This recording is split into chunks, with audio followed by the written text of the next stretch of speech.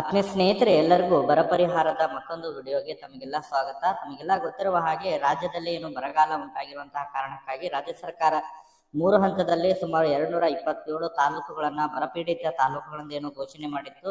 ಆ ಒಂದು ನಿಟ್ಟಿನಲ್ಲಿ ಕೇಂದ್ರದಿಂದನೂ ಕೂಡ ತಂದ ಒಂದು ರಾಜ್ಯಕ್ಕೆ ಭೇಟಿ ನೀಡಿ ರಾಜ್ಯದಲ್ಲಿರುವಂತಹ ಬರ ಪರಿಸ್ಥಿತಿ ಅಧ್ಯಯನ ಕೂಡ ಮಾಡಿ ಕೇಂದ್ರಕ್ಕೂ ಕೂಡ ವರದಿಯನ್ನ ಸಲ್ಲಿಸಿತ್ತು. ಅದರ ಜೊತೆಗೆ ರಾಜ್ಯದಲ್ಲಿರುವಂತಹ ಸುಮಾರು ನಾಯಕರು ಕೂಡ ಸಚಿವರು ಕೂಡ ಖುದ್ದಾಗಿ ಕೇಂದ್ರಕ್ಕೆ ಕೂಡ ಹೋಗಿ ಕೇಂದ್ರ ಸಚಿವರಿಗೂ ಕೂಡ ಮನವಿಯನ್ನ ಸಲ್ಲಿಸಿತ್ತು.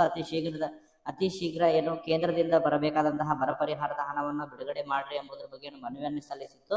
ಅದರ ಜೊತೆಗೆ ಖುದ್ದಾಗಿ ರಾಜ್ಯದ ಮುಖ್ಯಮಂತ್ರಿ ಆದಂತಹ ಸಿಎಂ ಸಿದ್ದರಾಮಯ್ಯ ಅದರ ಜೊತೆಗೆ ಕಂದಾಯ ಸಚಿವರಾಗಿರುವಂತಹ ಕೃಷ್ಣ ಬೈರೇಗೌಡ ಅವರು ಕೂಡ ಹೋಗಿ ಖುದ್ದಾಗಿ ಅವರು ಮನವಿಯನ್ನು ಕೂಡ ಸಲ್ಲಿಸಿದ್ದರು. ಅದರ ಜೊತೆಗೆ ಮೊನ್ನೆ ಅಷ್ಟೇ ರಾಜ್ಯಕ್ಕೆ ಆಗಮಿಸಿರುವಂತಹ ಪ್ರಧಾನಮಂತ್ರಿ ನರೇಂದ್ರ ಮೋದಿ ಅವರು ಕೂಡ ಅವರಿಗೂ ಕೂಡ ಮನವಿಯನ್ನು ಸಲ್ಲಿಸಿದ್ರು. ಸೊ ಈ ಒಂದು ಹಿನ್ನೆಲೆಯಲ್ಲಿ ಕೇಂದ್ರ ಸರ್ಕಾರ ಬರ ಪರಿಹಾರ ಬಿಡುಗಡೆ ಮಾಡಲಿಕ್ಕೆ ರಾಜ್ಯ ಸರ್ಕಾರಕ್ಕೆ ಷರತ್ತನ್ನು ಒದಗಿಸಿದೆ. ಸೊ ಏನೆಲ್ಲ ಷರತ್ತನ್ನು ಒದಗಿಸಿದೆ, ಸೊ ಕೇಂದ್ರ ಸರ್ಕಾರದಿಂದ ಹಣವನ್ನ ಬಿಡುಗಡೆ ಮಾಡ್ಬೇಕಂತ ಹೇಳಿದ್ರೆ ರಾಜ್ಯ ಸರ್ಕಾರ ಯಾವ ಷರತ್ತನ್ನು ಒಪ್ಪಬೇಕಾಗುತ್ತೆ. ಸೊ ಆ ಎಲ್ಲ ಇನ್ಫಾರ್ಮೇಶನ್ ಅನ್ನ ತಮಗೆ ಈ ಒಂದು ವಿಡಿಯೋದಲ್ಲಿ ಪ್ರೊವೈಡ್ ಮಾಡಲಿದ್ದೇನೆ ಸ್ನೇಹಿತರೆ. ಅದ್ರ ಜೊತೆಗೆ ಎರಡನೇದಾಗಿ ಈಗಾಗಲೇನು ರಾಜ್ಯ ಸರ್ಕಾರ ತುರ್ತಾಗಿ ಬರ ಪರಿಹಾರಕ್ಕೆ ಸಂಬಂಧಪಟ್ಟಂತೆ ನವೆಂಬರ್ ತಿಂಗಳಿನಲ್ಲಿ ತುರ್ತಾಗಿ 2,000 ರೂಪಾಯಿ ಏನು ಬರ ಪರಿಹಾರವನ್ನು ಒದಗಿಸಲಾಗುವುದು ಎಂಬುದರ ಬಗ್ಗೆ ರಾಜ್ಯ ಸರ್ಕಾರ ಈ ಹಿಂದೆ ಮಾಹಿತಿಯನ್ನು ನೀಡಿತ್ತು. ಆದರೆ ಕಳೆದ 3 ತಿಂಗಳು ಕಳೆದರೂ ಕೂಡ ಇನ್ನೂ ಕೂಡ ಫಲಾನುಭವಿಗಳ ಖಾತೆಗಳಿಗೆ ಹಣ ಜಮಾ ಆಗ್ತಾ ಇಲ್ಲ. ಅರ್ಹ ರೈತ ಫಲಾನುಭವಿಗಳು ಕೂಡ ಬಹಳಷ್ಟು ದಿನಗಳಿಂದ ಕೂಡ ಏನು ವೇಟ್ ಮಾಡ್ತಾ ಇದ್ರು.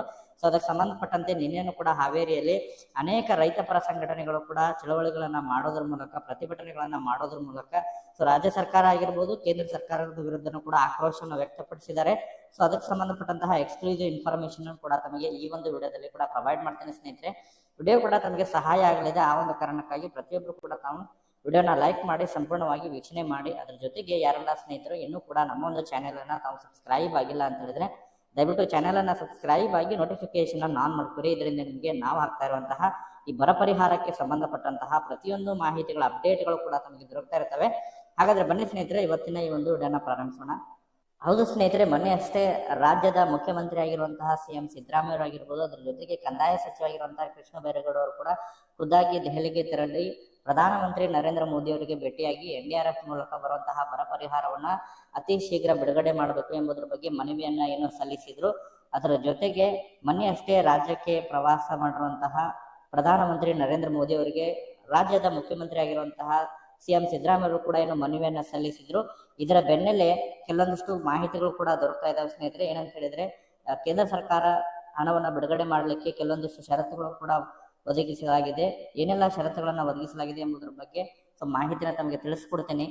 ಹೌದು ಸ್ನೇಹಿತರೆ, ಕೇಂದ್ರದ ಮೂಲಕ ಬರ ಪರಿಹಾರದ ಹಣ ಪಡಿಬೇಕಂತ ಹೇಳಿದ್ರೆ ಇನ್ನು ಮುಂದೆ ಕೇಂದ್ರ ಸರ್ಕಾರ ಮತ್ತು ರಾಜ್ಯ ಸರ್ಕಾರದ ಜಂಟಿ ಖಾತೆಯನ್ನ ತೆರೆಯಬೇಕು ಎಂಬುದರ ಬಗ್ಗೆ ಮೊನ್ನೆ ಅಷ್ಟೇ ತುಮಕೂರಿನಲ್ಲಿ ನಡೆದಿರುವಂತಹ ಸಭೆಯಲ್ಲಿ ಕೇಂದ್ರ ಸಚಿವೆಯಾಗಿರುವಂತಹ ಶೋಭಾ ಕರಂದ್ಲಾಜೆ ಅವರು ಕೂಡ ಮಾಹಿತಿಯನ್ನು ಹೇಳ್ತಾ ಇದ್ರು. ಇನ್ನು ಮುಂದೆ ಕೇಂದ್ರದ ಮೂಲಕ ಹಣವನ್ನ ಪಡೆಯಬೇಕಂತ ಹೇಳಿದ್ರೆ ಕೇಂದ್ರ ಸರ್ಕಾರ ಮತ್ತು ರಾಜ್ಯ ಸರ್ಕಾರದ ಜಂಟಿ ಖಾತೆಯನ್ನ ತೆರಿಬೇಕು, ಅಂದ್ರೆ ಮಾತ್ರ ಕೇಂದ್ರದ ಹಣವನ್ನ ನೀಡಲಾಗುವುದು ಎಂಬುದರ ಬಗ್ಗೆ ಅವರು ಕೆಲವೊಂದಿಷ್ಟು ಸ್ಪಷ್ಟನೆಯನ್ನ ನೀಡಿದ್ರು. ಯಾಕಂತ ಹೇಳಿದ್ರೆ ಅನೇಕ ಬಾರಿ ನಾನಾ ರಾಜ್ಯಗಳು ಕೇಂದ್ರದ ಮೂಲಕ ಬರುವಂತಹ ಹಣವನ್ನ, ಕೇಂದ್ರದ ಮೂಲಕ ಬರುವಂತಹ ಪಾಲನ್ನ ಮಾತ್ರ ಫಲಾನುಭವಿಗಳಿಗೆ ವಿತರಿಸ್ತಾ ಇದ್ದಾರೆ. ತಮ್ಮ ಪಾಲನ್ನ ವಿತರಿಸದೇ ಇರುವಂತಹ ಅನೇಕ ಆರೋಪಗಳು ಕೇಳಿ ಬರ್ತಾ ಇದ್ದಾವೆ. ಈ ಒಂದು ನಿಟ್ಟಿನಲ್ಲಿ ಇದನ್ನ ತಪ್ಪಿಸುವಂತಹ ನಿಟ್ಟಿನಲ್ಲಿ ಇನ್ನು ಮುಂದೆ ಕೇಂದ್ರ ಸರ್ಕಾರದ ಯಾವುದೇ ರೀತಿಯಾದಂತಹ ಬರ ಪರಿಹಾರ ಆಗಿರ್ಬೋದು ಅಥವಾ ಯಾವುದೇ ರೀತಿಯಾದಂತಹ ನೆರವು ನೀಡಬೇಕಂತ ಹೇಳಿದ್ರೆ ಕೇಂದ್ರ ಸರ್ಕಾರ ಮತ್ತು ರಾಜ್ಯ ಸರ್ಕಾರದ ಜಂಟಿ ಖಾತೆಯನ್ನ ತೆರೆಯೋದ್ರ ಮೂಲಕ ಆ ಒಂದು ಖಾತೆಯ ಮೂಲಕ ಹಣವನ್ನ ಬಿಡುಗಡೆ ಮಾಡಲಾಗುವುದು ಎಂಬುದರ ಬಗ್ಗೆ ಅವರು ಎಲ್ಲ ಹೇಳ್ತಾ ಇದ್ರು ಸ್ನೇಹಿತರೆ. ಇದಕ್ಕೆ ಸಂಬಂಧಪಟ್ಟಂತೆ ಒಟ್ಟಾರೆಯಾಗಿ ಕಾದ್ ನೋಡ್ಬೇಕಾಗಿದೆ. ರಾಜ್ಯ ಸರ್ಕಾರ ಇದಕ್ಕೆ ಯಾವ ರೀತಿ ಪ್ರತಿಕ್ರಿಯೆ ನೀಡುತ್ತೆ ಎಂಬುದರ ಬಗ್ಗೆ ಕಾದ್ ನೋಡ್ಬೇಕಾಗಿದೆ. ಇದರ ಬೆನ್ನಲ್ಲೇ ಕೇಂದ್ರ ಸರ್ಕಾರದ ವತಿಯಿಂದ NDRF ಮೂಲಕ ಹಣ ಬರುವವರೆಗೆ ರಾಜ್ಯ ಸರ್ಕಾರದ ವತಿಯಿಂದ ತುರ್ತಾಗಿ ರಾಜ್ಯದ ರೈತರಿಗೆ ನೆರವಾಗುವಂತಹ ನಿಟ್ಟಿನಲ್ಲಿ ತುರ್ತಾಗಿ ಮೊದಲನೇ ಕಂತಿನ ರೂಪದಲ್ಲಿ 2,000 ರೂಪಾಯಿಗಳನ್ನ ಅರ್ಹ ರೈತರ ಫಲಾನುಭವಿಗಳ ಖಾತೆಗಳಿಗೆ ನೀಡಲಾಗುವುದು ಎಂಬುದರ ಬಗ್ಗೆ ರಾಜ್ಯದ ಮುಖ್ಯಮಂತ್ರಿ ಆಗಿರುವಂತಹ ಸಿಎಂ ಸಿದ್ದರಾಮಯ್ಯ ಅವರು ಏನು ಘೋಷಣೆಯನ್ನ ಮಾಡಿದ್ರು. ಘೋಷಣೆಯನ್ನು ಮಾಡಿ ಸುಮಾರು 3 ತಿಂಗಳು ಕಳೆದರೂ ಕೂಡ ಇನ್ನೂ ಕೂಡ ರಾಜ್ಯದ ರೈತರ ಖಾತೆಗಳಿಗೆ ಹಣ ಜಮಾ ಆಗಿಲ್ಲ. ಇದಕ್ಕೆ ಸಂಬಂಧಿಸಿದಂತೆ ಕಂದಾಯ ಸಚಿವರಾಗಿರುವಂತಹ ಕೃಷ್ಣ ಬೈರೇಗೌಡ ಅವರು ಕೂಡ ಫ್ರೂಟ್ ತಂತ್ರಾಂಶದ ಮೂಲಕ ಹಣ ಜಮಾ ಮಾಡುವಂತಹ ನಿಟ್ಟಿನಲ್ಲಿ ಫ್ರೂಟ್ ತಂತ್ರಾಂಶದಲ್ಲಿ ಮಾಹಿತಿ ನವೀಕರಣಗೊಳ್ಳದೇ ಇರುವಂತಹ ಕಾರಣಕ್ಕಾಗಿ ಹಣ ಜಮಾ ಮಾಡಲಿಕ್ಕೆ ಸಾಧ್ಯ ಆಗಿದ್ದಿಲ್ಲ.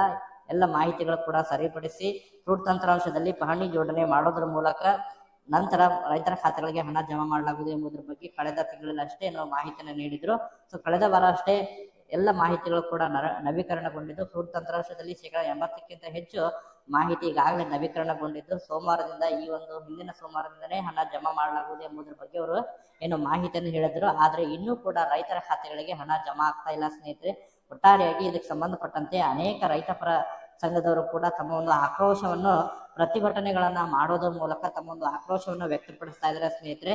ಸೊ ರಾಜ್ಯ ಸರ್ಕಾರ ನೀಡುವಂತಹ 2,000 ರೂಪಾಯಿ ಎದಕ್ಕೆ ಸಾಲದು ಎಂಬುದರ ಬಗ್ಗೆನೂ ಕೂಡ ಅವರು ತಮ್ಮ ಅಳಲನ್ನು ಕೂಡ ತೋಡ್ಕೊಳ್ತಾ ಇದ್ರು ಸ್ನೇಹಿತರೆ. ಸೊ ಒಟ್ಟಾರೆಯಾಗಿ ಇದಕ್ಕೆ ಸಂಬಂಧಪಟ್ಟಂತೆ ರಾಜ್ಯದ ರೈತರಿಗೆ ಕೇಂದ್ರ ಸರ್ಕಾರದಿಂದನೂ ಹಣ ಜಮಾ ಆಗ್ತಾ ಇಲ್ಲ, ಅದ್ರ ಜೊತೆಗೆ ರಾಜ್ಯ ಸರ್ಕಾರನೂ ಕೂಡ ಹಣ ಜಮಾ ಆಗ್ತಾ ಇಲ್ಲ ಸ್ನೇಹಿತರೆ. ಇದಕ್ಕೆ ಸಂಬಂಧಪಟ್ಟಂತೆ ತಮ್ಮ ಅಭಿಪ್ರಾಯಗಳನ್ನ ತಾವು ಕಮೆಂಟ್ಗಳನ್ನ ಮಾಡೋದ್ರ ಮೂಲಕನೂ ಕೂಡ ಮಾಹಿತಿಯನ್ನು ತಿಳಿಸ್ರಿ. ಇದಕ್ಕೆ ಸಂಬಂಧಪಟ್ಟಂತೆ ಮತ್ತೇನಾದ್ರು ಹೊಸದಾದಂತಹ ಅಪ್ಡೇಟ್ಗಳು ಕೂಡ ಬಂದಂತಹ ಸಂದರ್ಭದಲ್ಲಿ ಕೂಡ ಮುಂದಿನೊಂದು ವಿಡಿಯೋದಲ್ಲಿ ಕೂಡ ಅದರ ಬಗ್ಗೆ ಮಾಹಿತಿಯನ್ನು ತಿಳಿಸುವಂತಹ ಪ್ರಯತ್ನ ಕೂಡ ಮಾಡ್ತಾ ಇರ್ತೀನಿ ಸ್ನೇಹಿತರೆ. ಈ ವಿಡಿಯೋದಲ್ಲಿ ಇಷ್ಟೇ ಇನ್ಫಾರ್ಮೇಶನ್ ಇರೋದು. Okay, thank you for watching.